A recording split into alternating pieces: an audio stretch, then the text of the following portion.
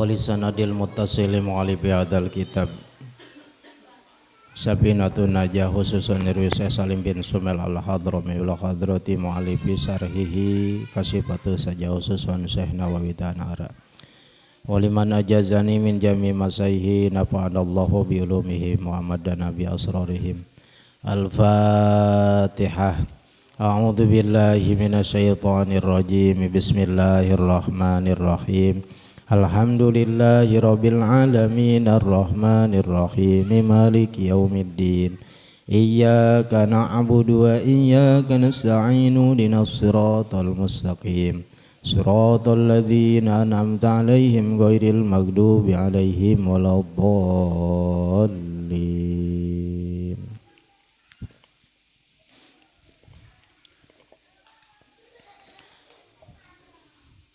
Bismillahirrahmanirrahim. Qala al-musannifu rahimahullahu ta'ala wa nafa'ana bihi wa bi ulumihi fid dharaini amin ya rabbal alamin.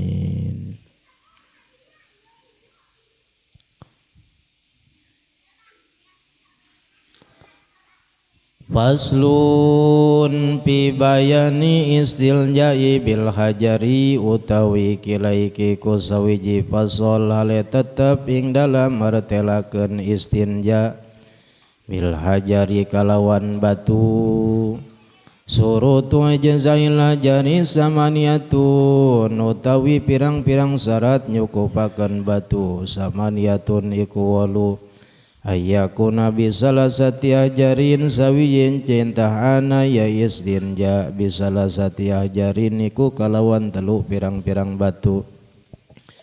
Wa ayun kal mahalulan yenta bersih al mahalu opo panggonan wa la yajiban najsu lan yenta ora aking najsu opo najis wa la yantakila lan yenta ora ulat alet yen najis wa ala yatro alai akharun lan yenta ora teka anyar alaihi ngatasé mahal akharun apa najis kang liyan wa ala yujawizalan yenta ora ngalewat ya najis sobhatahu ing lalempitan si wong wa hasafatahu lan hasapah wong wa ala yusibahu lan yenta ora ngenani hu ing mahal maun opo banyu wa antakunal ahjaru tahiratan lan yentah ana al ahjaru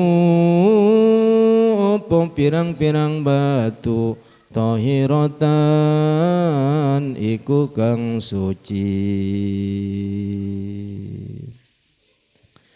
Alhamdulillah wa syukru ala ni'amillah. Berkah idin, inayah, hidayah, serta dorongan taufik dari Allah.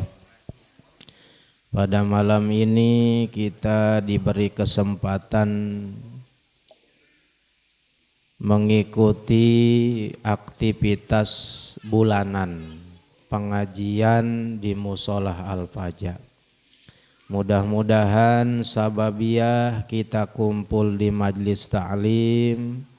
Yang pertama senantiasa Allah tambah kemuliaan kita, Allah angkat derajat kita, langkah kaki kita menuju majlis mudah-mudahan mampu menghapus melebur segala dosa-dosa kita dan mudah-mudahan kita semua tergolong manusia, tergolong makhluk yang selalu mendapat rahmat dan ridhonya Allah subhanahu wa ta'ala. Amin ya Allah ya rabbal alamin. Terlebih kita mudah-mudahan dipanjangkan umur yang barokah dan diberikan rizki yang halal dan barokah.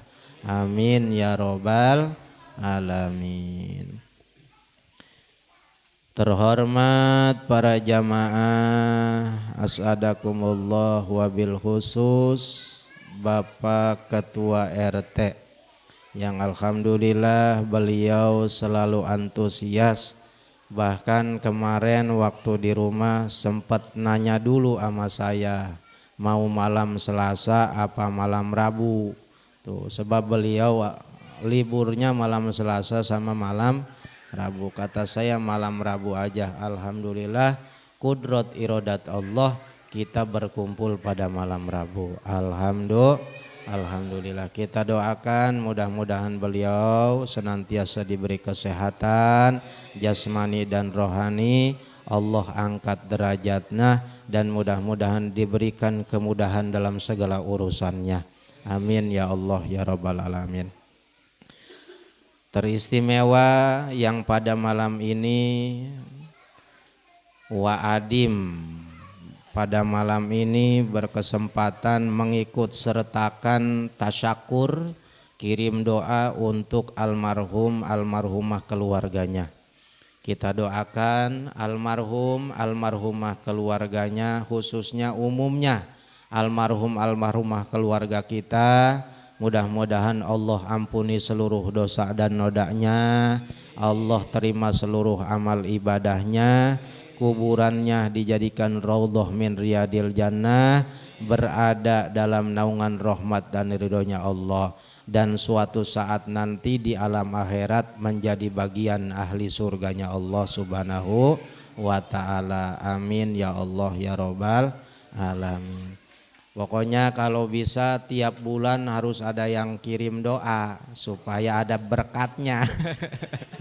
Supaya makan-makan. Tapi walaupun tidak begitu insya Allah RT siap. Amin. Hadirin jamaah as'adakumullah, kenapa Allah menjadikan akhirat itu sebagai tempat balasan amal? Jadi dunia yang kita pijak sekarang bukan suatu tempat yang Allah jadikan buat balasan amal. Kita beramal ibadah atau amalia sosial nggak bakal dibalas oleh Allah di alam dunia, melainkan akan Allah balas nanti di alam akhirat. Nah, pertanyaan ini Syekh Ibnu Athaillah akan menjawab. Namun sebelumnya, kenapa amaliyah ibadah kita dibalasnya di akhirat tidak di dunia? Yang pertama, dunia itu adalah darul bala, darul mihan, tempat ujian. Tidak ada satu makhluk pun, siapapun orangnya, apapun status sosialnya, kayakah dia, miskinkah dia, semua makhluk Allah itu semuanya diuji. Termasuk kita yang hadir di sini. Berapa banyak kita lewati ujian, benar enggak? Orang kaya dia diuji dengan kekayaannya. Yang miskin dia diuji dengan kemiskinannya. Begitu juga kita selalu diuji. Benar enggak? Ya.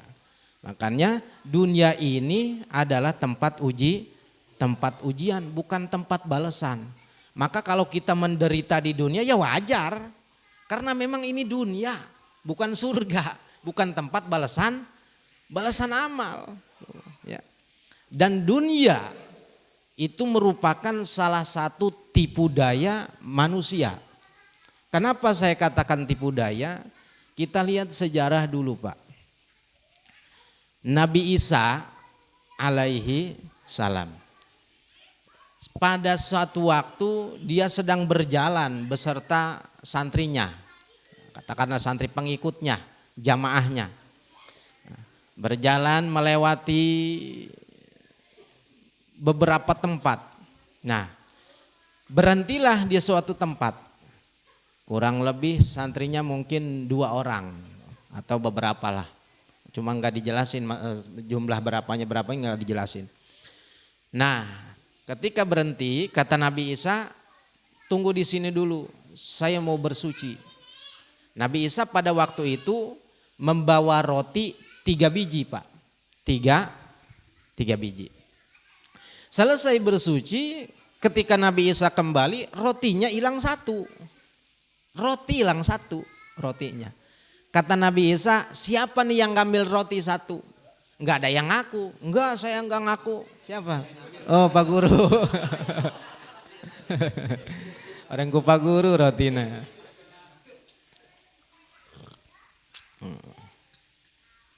Enggak ada yang ngaku. Terus jalan. Jalan, akhirnya lapar. Lapar, nemu kijang. Di hutan namanya juga. Itu binatang, kijang bisa dipanggil Pak sama Nabi Isa. Ta'ali ya. Kemari, anaknya. Enak tuh kalau punya ilmu seperti itu. Ada burung misalnya, sini. Asal ulah ke cewek bae. Ya Pak Chandra mah ke cewek. Ya pramugari sini. Nah, dipanggil, datang kijangnya, disembeli, dipanggang. Setelah dipanggang, tulangnya dikumpulin lagi. Ya kijang, kum biidnillah, hidup lagi. Itulah salah satu mukjizat Nabi Isa, bisa menghidupkan sesuatu yang mati. Seperti halnya ibu-ibu bisa ngidupin sesuatu yang mati. Bener nggak?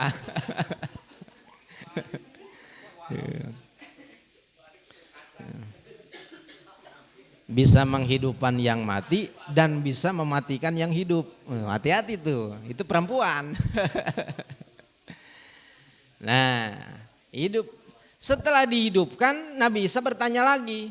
Mungkin karena supaya santrinya melihat mukjizatnya. Coba saya tanya lagi, siapa nih yang ngambil roti? Saya enggak. Enggak ada yang ngaku. Tuh, padahal Nabi Isa udah mendohirkan mujizatnya di depannya, nggak ada yang ngaku. Tuh, sebetulnya Nabi Isa tahu, cuma mau bertanya ngetes dong mungkin. Ya udah, kalau nggak ada yang ngaku kita jalan lagi, jalan, ketemu sungai panjang. Tuh, nah kata Nabi Isa, pegang. Akhirnya berjalan di atas air Pak, berjalan di atas air, nggak kelem kakinya. Atau namanya Nabi. Terus setelah nyampe kata Nabi Isa, udah saya tanya lagi sekali lagi, siapa yang ngambil roti? Eta Nabi Isa nanya bae deui. Padahal yang udah aja ya. Siapa yang ngambil roti satu nih? Enggak ada yang ngaku. Saya enggak. Waduh, enggak ada yang ngaku aja. Terus jalan. Akhirnya di suatu tempat Nabi Isa nyuruh ngumpulin pasir. Dikumpulin pasir, coba kumpulin pasir. Hai pasir, kun dahaban biidnillah, jadilah engkau tumpukan emas dengan izin Allah. Tumpukan pasir jadi emas. Tuh, hebatnya. Kalau kita bisa aja begitu, waduh kaya raya Pak. Masya Allah, mana emas mahal sekarang. Tuh, ya. Jadi emas. Senang bener santrinya. Waduh, kaya kita nih jadi emas. Tar dulu kata Nabi Isa. Kita bagi dulu nih. Dibagi dulu, ini bagian kita. Nih ini sebagian lagi nih buat yang nyuri roti. Kata Nabi Isa. Santrinya ada yang jawab, "Oh, saya ngambil. Saya ngambil roti." Oh, ya udah. Tuh, ketahuan akhirnya tuh kan. Tadi mah dari awal ditanya siapa yang ngambil roti enggak jawab, kedua enggak jawab, pas giliran dibagi emas jawab, saya yang ngambil roti. Akhirnya semua santrinya ditinggalin sama Nabi Isa. Udah Nabi Isa berjalan, tinggal santrinya kira-kira ada 2 orang, rebutan emas. Ayo kita bagi aja, ntar dulu. Nah lagi berbincang berebut emas, ada preman rampok 1 orang. Bawa senjata tajam. Siapa itu yang lagi bagi-bagi emas? Nah, akhirnya nyamperin rampoknya. Akhirnya cekcok. Nah, adu mulut. Nah, ada salah satu di antara mereka yang ngomong gini, daripada kita ribut, mending ini kita bagi 3 aja. Oh, ya udah setuju. Emas dibagi 3. Cuma sebelum kita bagi emas, ini kan saya lapar nih, kita lapar pasti. Nah, coba di antara kita siapa yang mau beli makanan dulu? 3 3 makanan. Atau kalau sekarang beli nasi dulu ke Padang ya, nasi Padang. Akhirnya 1 orang beli nasi. Nah, orang yang 1 orang ini yang beli nasi dia punya ide, punya tujuan jahat. Nah, saya nasinya kasih racun yang 2, punya saya enggak. Beli nasi mau dia kasih racun biar yang 2 itu mati, emasnya buat dia semua. Ternyata yang 2 orang juga punya rencana jahat. Kata yang 2 orang begini aja, nanti kalau dia datang kamu pegang tangannya, saya tusuk badannya pakai pisau. Setuju nggak? Setuju. Nanti kita emas bagi 2. Oke.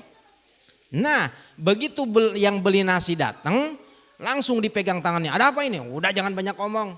Tangannya dipegang, ditusuk pakai pisau. Akhirnya mati. Tinggal dia berdua. Nah tinggal kita berdua. Cuma sebelum kita bagi emas lebih baik kita makan dulu. Akhirnya dia makan berhubung makanannya udah ada racunnya, orang 2 tersebut juga mati. Tuh, itulah dunia. Tuh. Nah, makanya dunia ini bukan tempat balasan amal. Dunia itu ujian. Semua makhluk akan diuji tergantung seberapa kuatnya dia. Nah ujian yang Allah berikan itu Pak, jadi disesuaikan takaran kesabaran kita. Disesuaikan. Ya, kalau misal kayak sekolah aja, ya kalau misalnya kelas 1 ujiannya pasti pelajaran kelas 1. Ujian kelas 2 tuh pasti ujiannya pelajaran kelas 2. Enggak mungkin anak kelas 1 SD dikasih ujian pelajaran kelas 6, gak mungkin. Semua yang Allah uji kepada kita itu menyesuaikan dengan takaran kesabaran kita. Pasti kita kuat menghadapi ujian. Nah,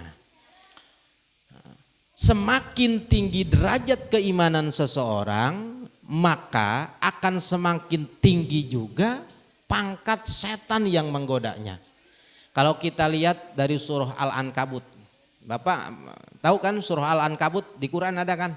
Surah Al-Ankabut.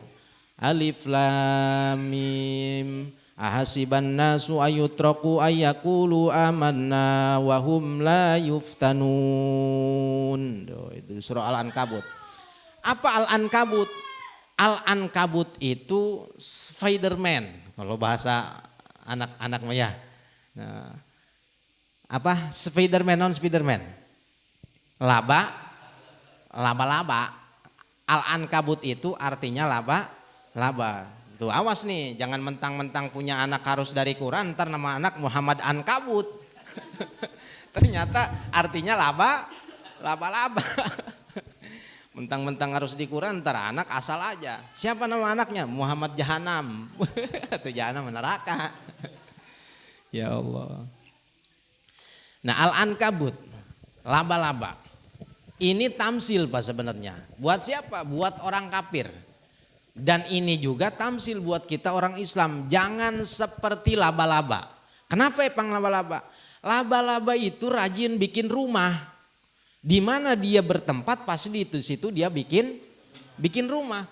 Cuma rumah yang dia bikin jangankan menjamin keselamatan yang lain, menjamin dirinya pun tidak bisa. Tuh. Kalau hujan kehujanan, kalau panas kepanasan. Tuh.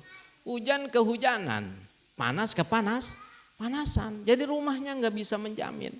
Artinya apa? Kita jangan sampai seperti laba. Amal ibadah banyak di alam dunia, tapi ketika di akhirat nggak ada hasilnya. Naudzubillah. Makanya Rasul pernah bertanya kepada sahabat, apakah engkau tahu orang yang bangkrut di akhirat? Orang muflis itu siapa? Kata sahabat, yang muflis itu adalah orang yang bangkrut. Hartanya banyak disita. Bukan. Yang dimaksud saya, orang yang bangkrut nanti di akhirat, seseorang yang datang dengan membawa segudang amal ibadah tapi tidak ada hasil. Nah, Ketika dia datang membawa amal ibadah sholat misalnya. Malaikat, ini ibadah sholat saya. Diperiksa, oh bener, hebat sholatnya, nggak pernah ketinggalan. Ya udah, masuk surga. Belum ngelangkah, udah ada yang nuntut. Kata Rasul, qad syatama hada, wasaqo pahada, wakoda pahada. Ini orang di dunia dulu pernah caci maki saya. Pernah caci maki saya, hancur hati saya, sakit saya. Lalu saya sekarang tuntut keadilan. Akhirnya amal ibadah sholatnya dikasih sama orang itu. Na'udzubillahi min dzalik. Oh kalau begitu ini amal puasa saya. Amal puasa juga sama, ada lagi yang nuntut. Tar dulu, ini orang dulu pernah ngedolim saya. Pernah menyebar fitnah, hancur nama baik saya di dunia. Di dunia banyak keadilan tapi tidak ada, banyak pengadilan tapi tidak ada keadilan. Saya tuntut. Udah kasih amal puasanya buat orang yang kau dolim dulu di dunia. Ya udah, saya punya amal yang lain. Nah, datang lagi yang nuntut. Ntar dulu. Dia dulu pernah nuduh jinah tanpa ada 4 saksi. Jadi kalau kita nuduh orang jinah, tuh tanpa kita punya bukti saksi 4, bahaya itu. Kalau nggak ada bukti, nanti dituntut nanti di akhirat. Nah, setelah amalnya habis, sementara orang yang nuntut masih banyak, maka dosa orang yang nuntut itu akan ditimpahin ke kita. Na'udzubillahi min dzalik tuh. Namanya bangkrut tuh. Laba-laba tuh, tidak menjamin keselamatan. Nah, ini kalau buat orang kafir itu seperti laba-laba. Dia punya keyakinan, tapi keyakinan yang dia miliki sama sekali jangankan nyelamatin orang, buat dirinya juga enggak bisa nyelamatin. Dia beranggapan Yesus itu Tuhan. Dia beranggapan Maryam itu adalah Tuhan ibu. Tapi justru yang dia anggap Tuhan itu sama sekali tidak bisa nyelamatin. Justru akan mendakwah, akan nuntut nanti. Nabi Isa nanti bakal nuntut. Kenapa saya dianggap Tuhan? Wong saya Nabi Allah. Tuh. Siti Maryam juga sama. Nanti akan menuntut. Tuh, itulah tuh, surah Al-Ankabut. Ahasiban nasu ayutraku ayakulu amanna wahum la yuftanun. Jangan engkau kira orang yang sudah mengatakan iman, artinya benar-benar iman itu tidak akan diuji oleh Allah. Saya kasih contoh lah. Aduh dulu mas sebelum saya ikut pengajian bulanan usaha saya lancar. Kenapa setelah ikut pengajian malah usaha saya turun? Nah awas. Tetangga saya ada pak, cuma nggak saya kasih tahu namanya. Dulu dia sebelum berangkat haji, usaha limbahnya maju bener usaha limbahnya. Setelah dia pulang haji, usahanya nurun, omsetnya turun, ngeluh sama saya. Aduh, dulu mas sebelum berangkat haji, tuh usahanya lancar, banyak duit. Sekarang udah pulang haji malah bangkrut.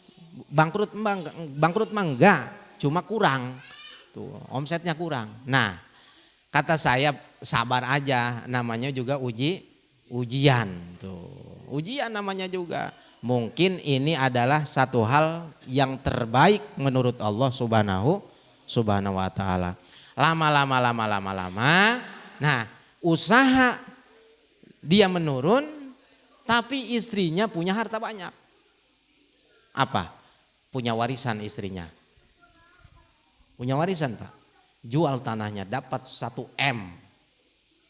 Tetangga saya, asli tetangga saya dapat 1 M. Saya sebelum saya tahu, aduh, ya mah baheula mengeluh bae, kuari keur ngabangun imah beli mobil baru segala. Oh, ternyata itu. Jadi selalu ada hikmah dari apa yang Allah berikan kepada kita. Jadi jangan pernah suudzon sama Allah Subhanahu wa taala.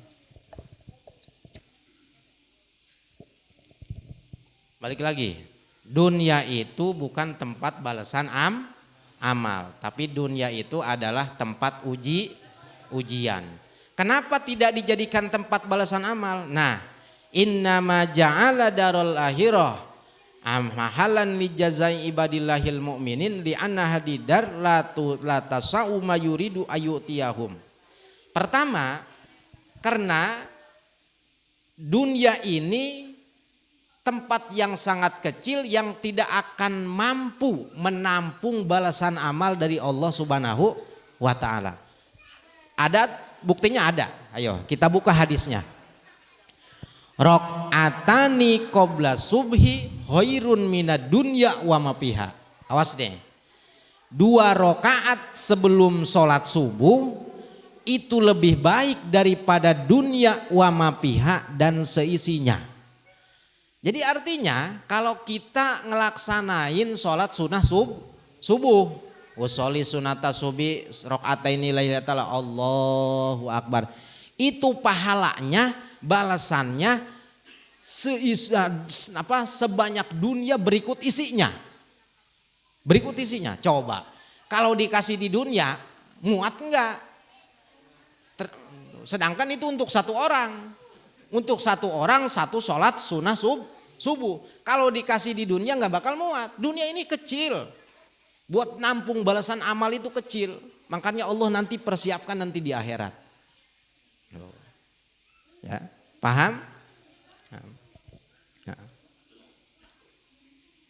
Ustadz, itu kan katanya ada orang yang kalau dawam sholawat, kemudian dawam manakib, dawam yasin fadilah, tuh, itu kan katanya suka diijabah.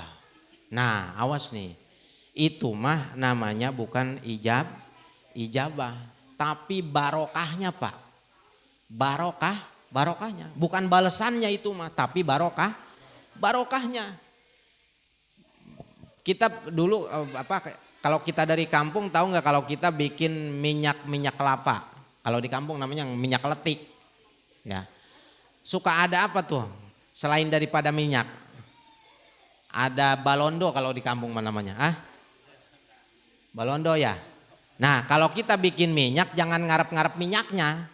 Kalau kita bikin minyak dari kelapa jangan ngarep-ngarep minyaknya, udah balondonya aja, minyaknya nanti buat nanti.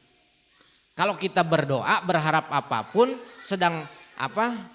apapun yang kita inginkan, berdoa bertawajuh kepada Allah, jangan ngarep-ngarep ijabahnya, tapi arep-arep barokahnya. Tuh, karena dunia ini sangat kecil, ya. Nggak muat Pak, apalagi misalnya Pak RT nih rajin sholat sunnah subuh, terus nggak muat. Nanti orang mau ditinggal di mana kalau dikasih di dunia? Amin gitu teh.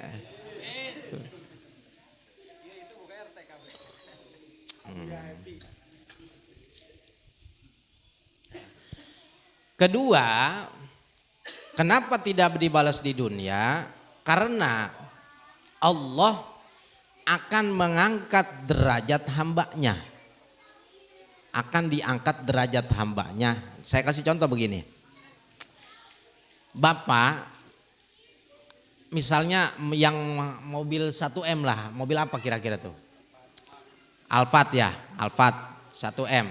Kalau kita beli cash kebeli enggak? Enggak. Tapi kalau kita cicil, kira-kira kebeli enggak? Insya Allah kan kalau kebeli kan? Enggak juga. Ada harapan lah maksudnya kalau nyicil mah. Kalau nyicil mah. Nah, setiap kali kita ibadah, ngaji lah katanya contoh ngaji. Itu ngaji ada barokahnya enggak? Ada barokahnya. Kemudian bulan depan ngaji lagi, ada lagi barokahnya. Bulan depan ngaji lagi, ada barokahnya. Nah, bertumpuk-tumpuk barokah kata Allah. Nanti suatu saat engkau akan membutuhkan barokah ini. Dan barokah ini tidak akan saya berikan sekarang. Nanti buat anak cucumu nanti. Paham gak? Jadi enggak sekarang. Waktunya itu tergantung kehendak Allah Subhanahu wa ta'ala. Makanya jangan pernah kita atur Allah Pak. Kalau kita berdoa jangan pernah atur Allah. Tuh. La takun ta'akhuru amadil ito ma'al ilha'i pidu'ai mujiban liyasika wa huwa dominalakal ijabah bima yahtaruhu laka la bima tahtaru li nafsik wa fil waqtil ladzi yurid la fil waqtil ladzi turid. Nah, Ini mah sholat duha udah rajin misalnya 3 bulan sholat duha. Mana saya udah sholat duha 3 bulan dawam. Begini-begini aja usaha tuh. Akhirnya putus asa. Enggak sholat duha lagi. Mana ini saya udah tahajud udah hampir 1 tahun tahajud. Enggak kebeli-beli juga mobil. Tuh. Akhirnya putus asa. Enggak tahajud lagi. Jangan sampai begitu. Jangan sampai begitu. Terus aja berdoa. Urusan ijabah urusan Allah Subhanahu wa ta'ala. Cuma mengijabahnya Allah itu dari 2 sisi, Pak. Pertama, ijabahnya adalah pilihan Allah bukan pilihan kita. Kedua, waktunya kehendak Allah bukan waktu yang kita tentukan. Misalnya ada orang, waduh ya Allah, coba saya kawinin sama perempuan yang cantik dan kaya. Saya pengen kawinnya tahun 2026. Hebat nggak? Pengen cantik kaya. Ini padahal yang doa itu jelek. Tengaca.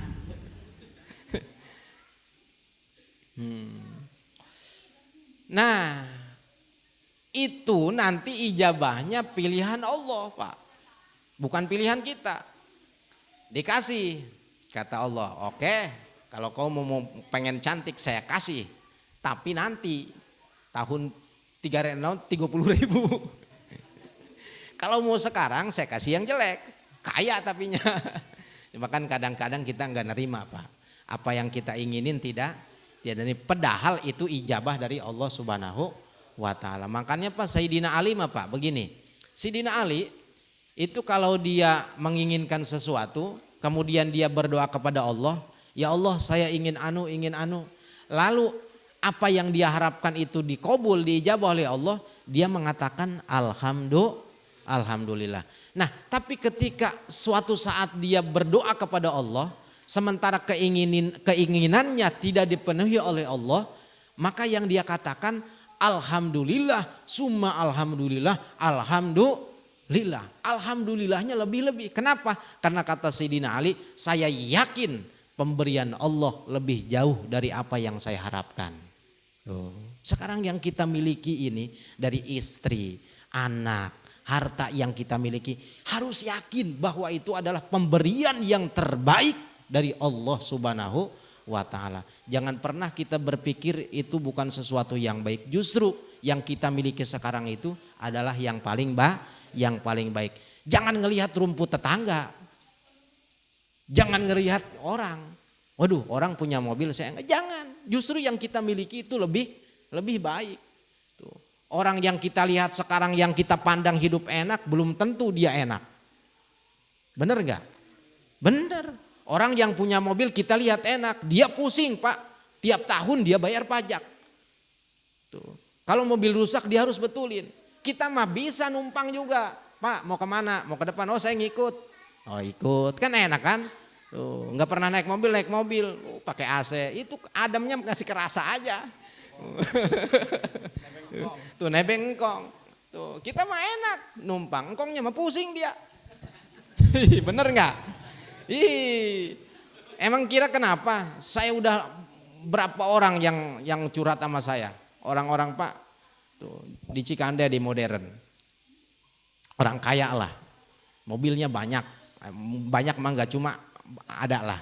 Dia punya sekolahan, ruko dia punya, kontrakan dia banyak. Ngeluh Pak. Ngeluh kenapa? Saya harus ngeluarin duit tiap bulan itu kurang lebih 20 juta buat nutupin. Kita mah enak. Tuh, walaupun gak banyak tapi cukup. Alhamdulillah. Makanya apa yang kita miliki sekarang tuh yakinkan itu adalah yang terbaik dari Allah Subhanahu wa ta'ala. Surutu ijzail hajari samaniyatun. Setelah beres kita menjelaskan tentang tanda ciri orang balik tuh yang saya yakin jamaah Al-Faja masih ingat, cuma hampir lupa. Hampir doang.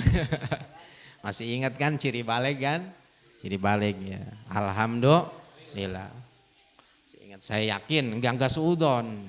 Husnudon yakin masih ingat, cuma hampir lupa. Karena pengajiannya sebulan sekali.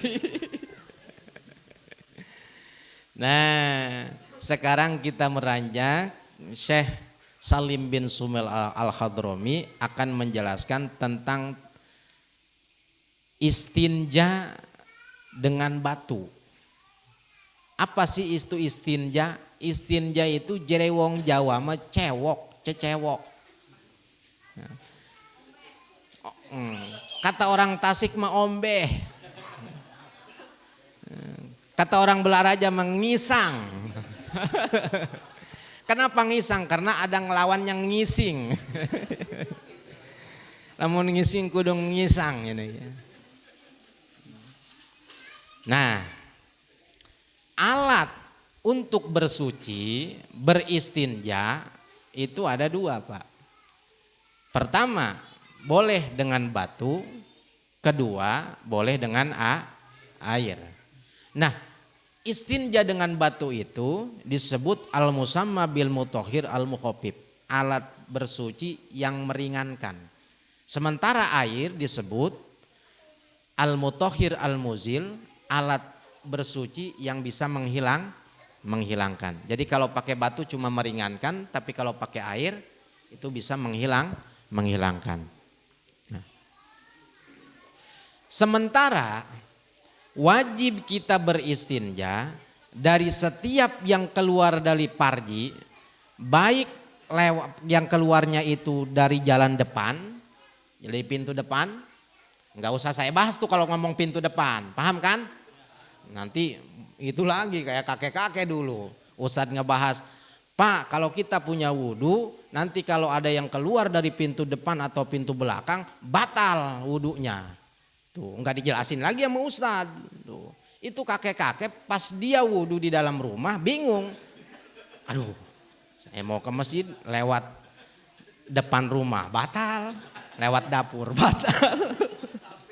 Akhirnya lewat jendela dia. Aduh, ya Allah. Ternyata keluar lewat depan itu, nah gitu dah. Paham kan?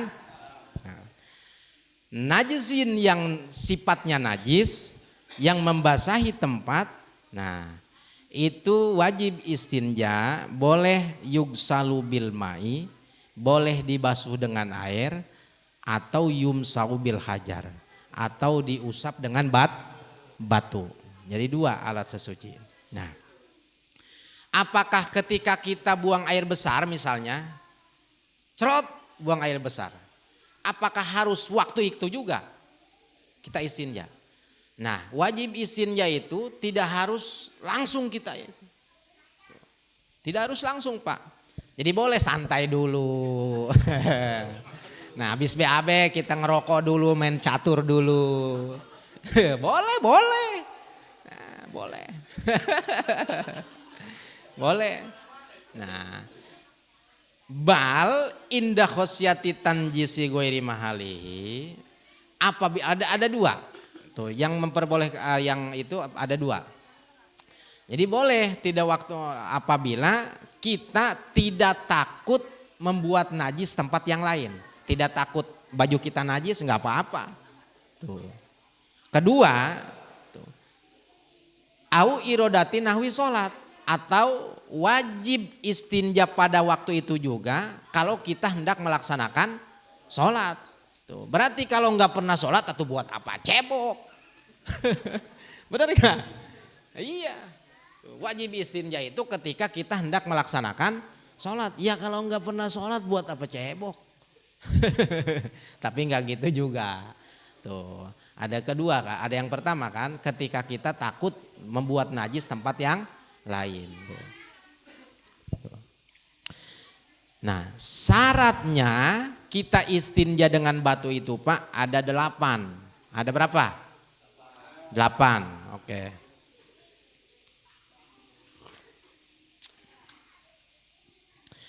Yang 8 ini buat orang yang istinjanya hanya menggunakan batu, tidak dengan air.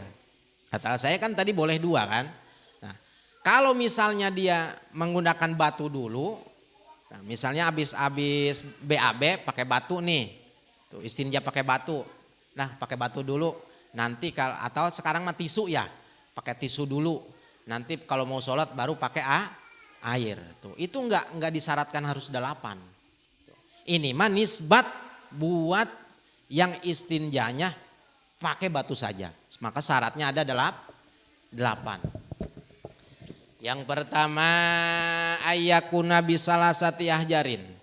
Batunya harus 3 batu. Harus 3 batunya. Harus 3.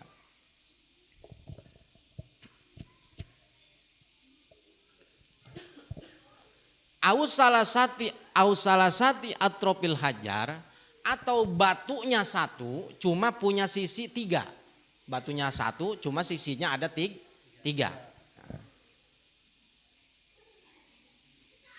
Nah gimana? Kalau misalnya dengan 2 batu udah bersih, misalnya nih 2 batu udah bersih, tetap walaupun bersih, nah selain daripada 3 tetap harus 3. Gimana kalau 3 belum bersih? Terus tambahin 4, cuma sunnah harus ganjil batunya.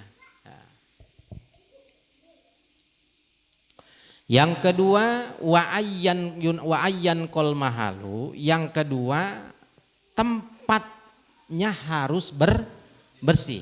Artinya kubul atau duburnya harus bersih. Jangan ada najis sebelumnya. Saya kasih contoh. Misalnya Pak Arif kencing. Habis kencing enggak istinja dulu, ada kali sejamah. Berarti kan najis tuh. Najis kan? Setelah 3 jam dia kencing lagi. Maka itu tidak boleh pakai batu. Kenapa? Karena ada najis sebelumnya. Sebelumnya ada najis. Tuh, wajib pakai air. Tuh, 2, berarti tempatnya harus bersih. Tempat keluar najisnya berarti kan kubul duburnya harus bersih. Artinya sebelum najis yang kedua keluar jangan ada najis.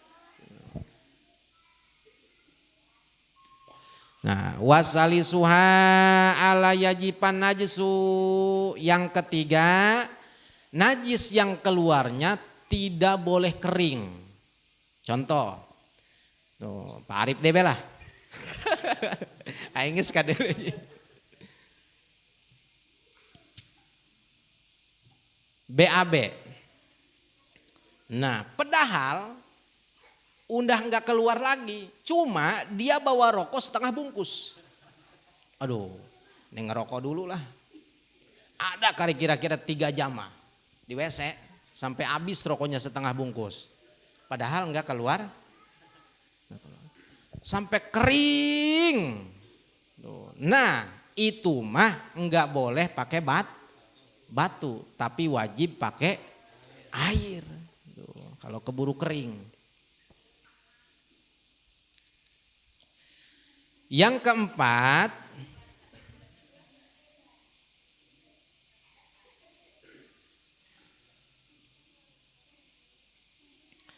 warobiuha ala yantakila. Yang nomor keempat, najisnya tidak boleh pindah-pindah. Artinya najis yang keluarnya tidak boleh bebelepet. Ya. Nah, kalau mencret nggak boleh pakai batu, nggak boleh Pak. Kalau mencret wajib pakai air, nggak boleh pakai batu. Nah, joroknya hukum sampai kadinya tah.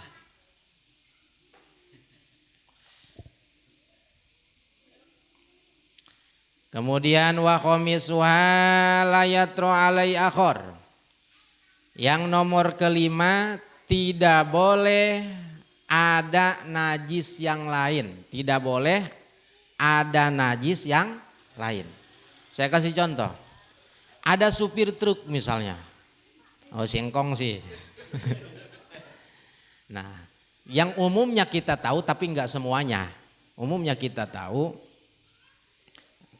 kalau buru-buru jangankan supir, kita kalau buru-buru kebetulan enggak nemu kamar mandi, terpaksa kencing di jalan sambil berdiri lagi.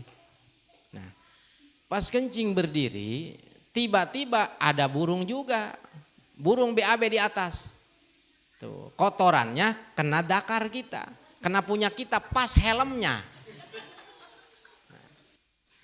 Jadi kedatangan najis yang lain kan. Nah, maka kalau contohnya seperti itu tidak boleh kita pakai batu, wajib menggunakan air. Paham? Atau kalau zaman dulu sebelum, kalau zaman sekarang kan enak kan. Zaman dulu kemana kita kalau mau BAB? Cari kebon. Ngalamin gak keruyuk? Saya emang ngalamin Pak. Dulu tuh. Tapi gak ada bekasnya. Karena ayam dulu tuh suka. Bener. Kita ngomongin dulu aja nih. Tuh. Habis serot langsung ayam. Wow, habis dimakan. Sekarang Masya Allah. Gak mau. Kenapa kali? Mungkin makanan yang kita makan kali ya. Jangankan dikasih kotoran, dikasih nasi jarang mau sekarang mah ayam. Tuh. Hebat ayam Kuarima. Sudah tidak selaras lagi. Ayam milenial ini. Nah, kita ke kebun, keruyuk misalnya. Pas kita buka, baru kayak mau jongkok, kecocok kotoran punya orang. Itu ya. Nah, itu mah tidak boleh pakai batu, tapi wajib menggunakan air. 5. Keenam, asadisuha ala yujawijal kharij sofatahu. Tuh, najis yang keluar tidak boleh melewati batas dakar. Tuh, kalau kencing, air kencingnya tidak boleh melewati hasapa. Hasapa itu helmnya Pak. Tidak boleh melewati itu. Kalau lewat dari situ tidak boleh pakai batu, tapi wajib pakai air. Nah, kalau kita BAB, najisnya itu nggak boleh melewati. Kalau jerewong Jawa mah undur dubure. Apa tuh lingkaran yang bulat itu, nggak boleh melewati itu. Kalau sampai melewati itu najisnya, apalagi sampai ke itu mah ke pinggir-pinggirannya itu nggak boleh. Nggak boleh pakai batu, tapi wajib pakai air. Nah, yang ketujuh, wasabiuha la yusibuhu maun. Tidak boleh terkena air yang tidak mensucikan. Misalnya kita kencing, waduh air bersih mana ini?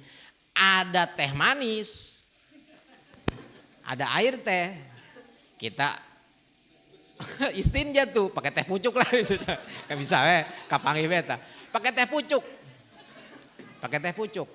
Nah, tuh kan gak nyuciin kan, tidak mensucikan secara hakikat.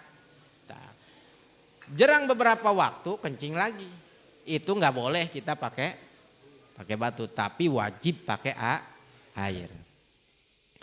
Yang ke-8 yang terakhir, batunya itu harus suci. Harus suci batunya. Tidak boleh menggunakan batu yang terkena najis. Nah, Ustadz, apakah yang dimaksud batu di sini itu harus batu aja? Enggak. Nah, wa'lam anna kullama huwa makisun alal hajaril haqiqi wa huwa ma'idha wujidatil quyud al arba'ah payusama hajarun syar'iyan yajujul istinjaubi. Setiap sesuatu yang sama dengan batu tuh secara hakikat itu bisa dinamakan batu secara syara, secara agama, dan bisa beristinja dengan barang tersebut. Yang penting memenuhi 4 syarat. Tuh. Pertama, ayyakuna tohiron, barangnya harus suci. Walaupun bukan batu, yang penting suci. Nah. Gimana kalau najis? Barangnya kalau najis nggak boleh pakai istinja. Seperti apa? Seperti kita istinja kalba'ri, pakai kotoran yang udah kering misalnya, nggak boleh. Wal mutanajis, atau pakai batu tapi batunya udah kena najis, nggak boleh. Yang kedua, ayyakuna jamidan, harus yang keras, jangan yang basah, nggak boleh pakai yang basah, harus yang keras. Tuh. Yang kering, jangan yang basah. Nah, kalau istinjanya dengan batu yang basah tidak sah. Atau dengan apa? Yang kamail wirdi, seperti kita istinja dengan air mawar. Wih, hebat amatnya. Atur pakai mandi, pakai istinja pakai air mawar. Nah, enggak sah. Atau istinjanya kita cewoknya pakai air cuka. Enggak sah. Yang ketiga syaratnya, yang sama seperti batu itu, ayyakuna qoli'an linajasah munsifan, harus menghilangkan najis dan bisa menyerap najis. Kalau zaman sekarang mah tisu ya, pakai tisu. Cuma kalau bisa, kalau pakai tisu itu beres pakai tisu pakai air, ya. Supaya jelas. Maka tidak boleh. Kalau tidak bisa menghilangkan atau tidak bisa menyerap najisnya nggak boleh. Misalnya istinja pakai kaca, kaca kan nggak nyerap, nggak boleh istinja pakai kaca. Atau pakai bambu yang licin, nggak boleh. Nah, yang keempat syaratnya ayyakuna ghairu muhtaramin, tidak boleh barang tersebut yang tidak dimuliakan agama. Bagaimana kalau yang dimuliakan agama itu nggak boleh. Tuh, seperti kita istinja, tuh istinjanya berhubung nggak ada apa-apa, yang ada roti pakai roti, tuh, nggak boleh karena roti dimuliakan, nggak boleh. Atau istinja pakai mat'umul jin, makanan jin apa? Pakai tulang, jin kan makannya tulang, makanya yang suka tulang-tulang awas tuh. Kemarin kurban ada yang minta tulang, tulang iga. Tapi tulang tunggir mau masalah sih. Ya. Makanan jin tulang, nah, nggak boleh karena dimuliakan, tulang itu dimuliakan. Atau istinja dengan juz, bagian dari manusia. Tuh, seperti mana? Misalnya kita BAB, biasa bercanda sama teman. Coba tak banget siapa dia yang pakai ngisang. Atau cuma sih pinjam tangan, mau cebok nggak boleh, nggak sah.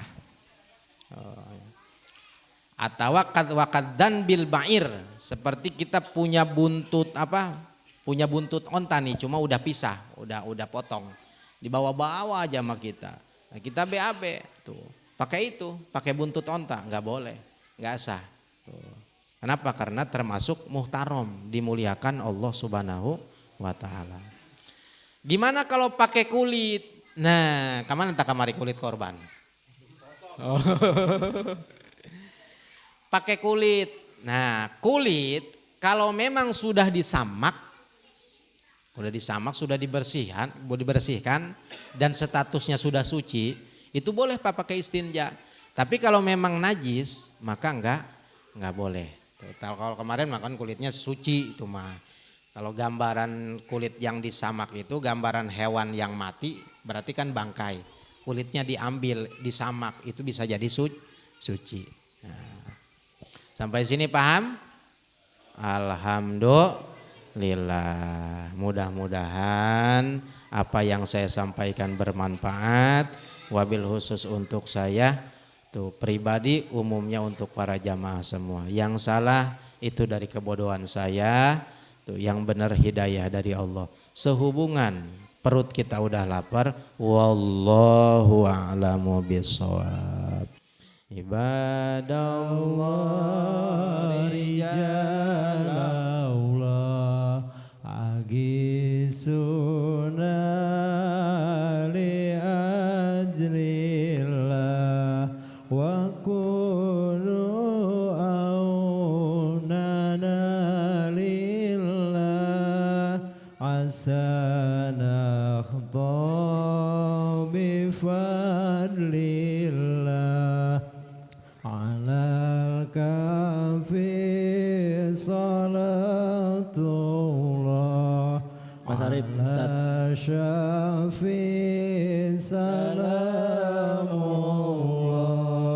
bimuhyi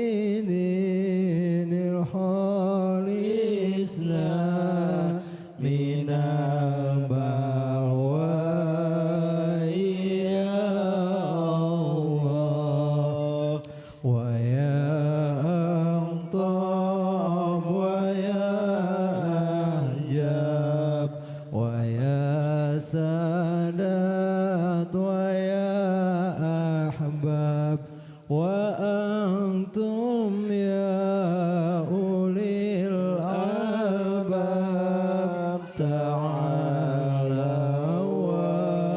وانصروا لله سألناكم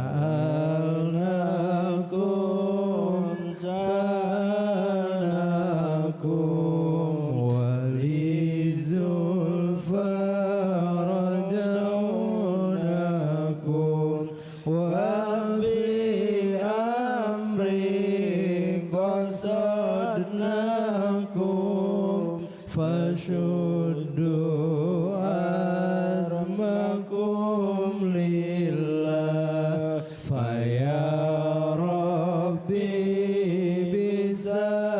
بسادتي تحقق لي بشارتي عسى تأتي بشارتي ويسكو وقتنا لله بكسف الحب عن عيني ورفع البين من بيني وطمس الكيف والعين بنور الوجه يا الله صلاة الله مولانا على من بالهدى جانا ومن بالحق أولانا شفيعي الخلق عند الله لا إله إلا الله لا إله إلا الله لا إله إلا الله محمد رسول الله لا إله إلا الله لا إله إلا الله محمد رسول الله شيخ عبد القادر ولي الله اللهم صل وسلم وبارك عليه. Ayo silakan bapak-bapak langsung saja merapat. Ya terima kasih atas kehadiran.